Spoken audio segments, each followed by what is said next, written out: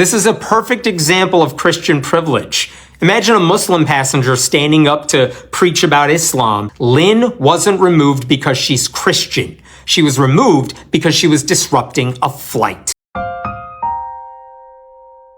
Hello everybody, good morning. I know we're all waiting. It's kind of frustrating, right? This wait.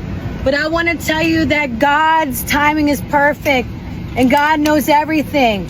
And maybe He's sparing us from danger today. So I want you to rest and know that Jesus Christ loves you so much, that He died on the cross for your sins. He rose again in 3 days. He's alive and He's the one true God. But the wages of our sin is death, hell forever. Apart from Jesus, we won't make it to heaven. Well. A Christian preacher who brags about loving captive audiences just got temporarily banned from 3 airlines. Her name is Whitney Lynn, and she's referred to as the Sky Evangelist.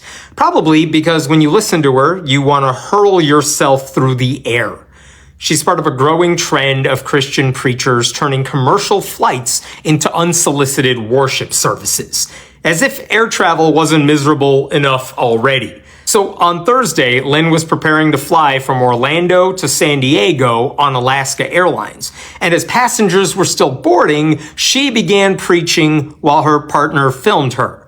But before takeoff, a flight attendant asked Lynn and her camera person to leave because, he said, the crews don't feel safe with you. Can you tell me what's going on? You can't just tell me to get my stuff and then not tell me what's going on. Okay, so you follow your stuff, it's follow me. Huh? You speak on your stuff, it's follow me. Okay. You're still not telling me. Huh? Still not telling me what's So the crews going on. don't feel safe with you? They don't feel safe? Yeah. Oh my gosh. I didn't know the message of Jesus Christ was unsafe. Wow. Do I have any guns or anything like that? No, I don't. So freedom of speech is not safe? So if I said something else, would that be okay? Well, God bless everybody. If you know Jesus today, make Him Lord of your life and continue to spread the gospel.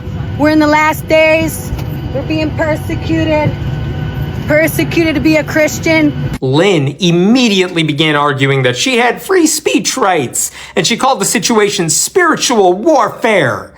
Because religious persecution now means an airline won't let you commandeer the cabin for Jesus. And somehow, she became even more obnoxious after leaving the plane. Lynn suggested the flight attendant targeted her because he was gay. Then she tried to convert the airport police officers who were there to de-escalate the situation. Then she started preaching loudly inside the terminal, talking over potentially important airline announcements before continuing her complaints on the airport tram. I watched all the videos, and I will just say this. Whenever she walked away, no one seemed upset that she was gone. That's what everybody thinks about Christians like her.